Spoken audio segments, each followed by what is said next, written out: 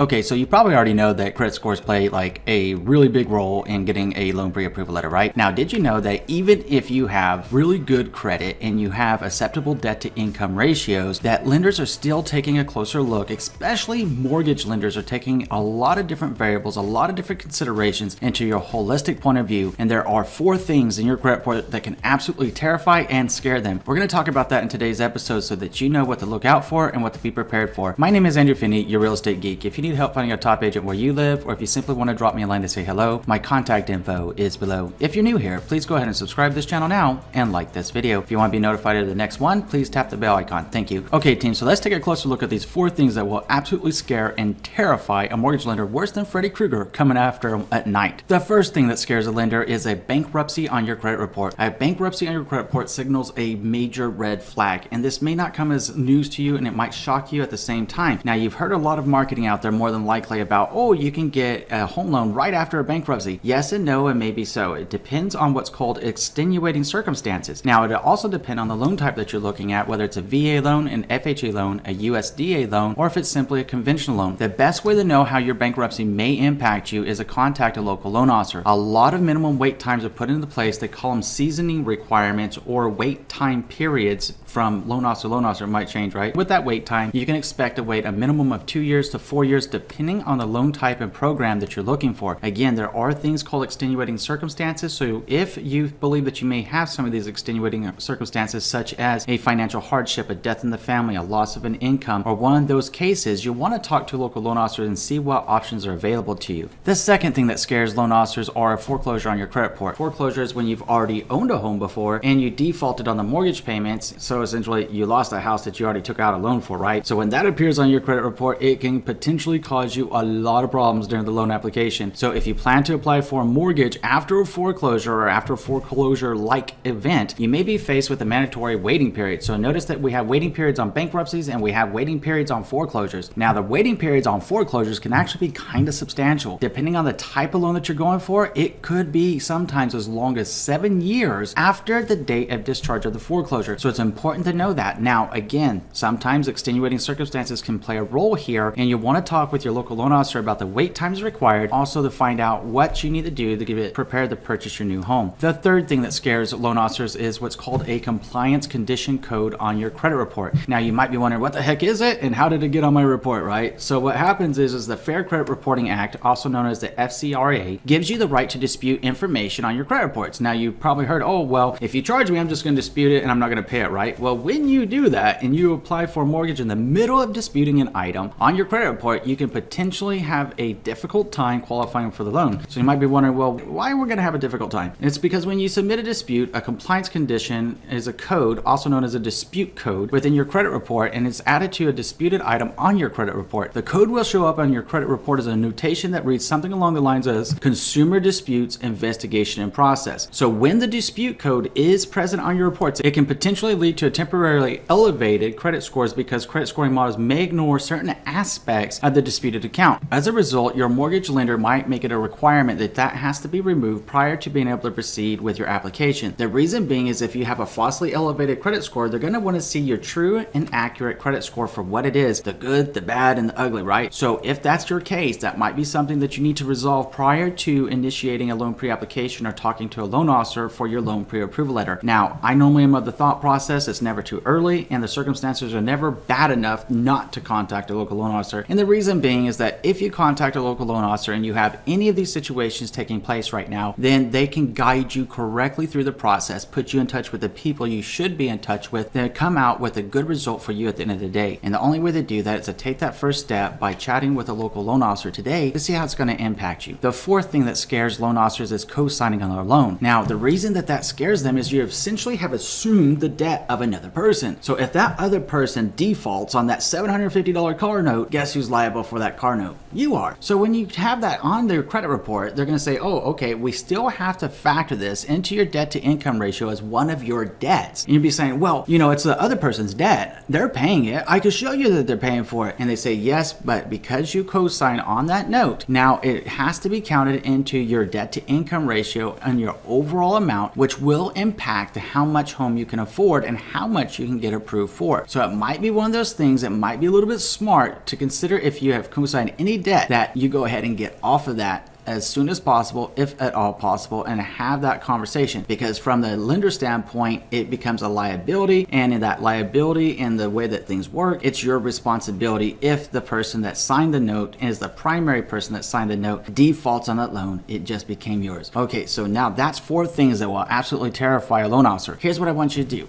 Tell me what you're thinking about this episode in the comment section below, along with other things that you think terrify loan officers, and share your experiences working around any of the 4 that we covered in today's episode. Now I'm going to go ahead and pop up my contact information. If you want to reach out, simply drop me a line and say hello, or if you need help finding a top agent where you live, please let me know. Always love to hear from you, always here to help. If you haven't already done so, please go ahead and subscribe to this channel now, like this video, and share this video around with someone you know is going to be able to help, because just like you, I'm sure you can think of just one person that's wondering what are the things that really concern loan officers and keep them up at night, and what should you prepare for to make sure that your loan application goes through successfully. Please share this episode with them. Thank you. In between now and next time, I'm wishing you and yours a lifetime full of love, wealth, abundance, and happiness. Thank you for watching today, team, and enjoy an amazing day.